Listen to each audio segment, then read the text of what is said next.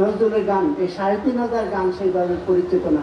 আত্মহীন বৈষম্যহীন বৈষম্য বিরোধী আন্দোলনের উপর নজরুল ইসলামের যে গানগুলো পাওয়া যায় সেগুলোই তার চেয়ে বেশি, সেটা পৃথিবীর কম, কিন্তু সেই আন্দোলনটাই পরবর্তীকালে নজরুল ইসলামের, সেটা হচ্ছে তিনি রাজনীতির সাথে জড়িত ছিলেন।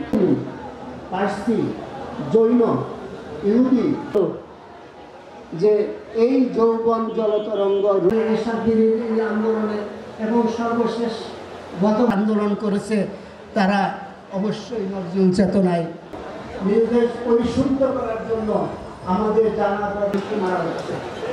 এটা তো মেনে নেওয়ার মতো, মানুষের নানা ধরনের বৈষম্য, কিন্তু যে গানগুলো আমাদের হাতে আছে তার সংখ্যায়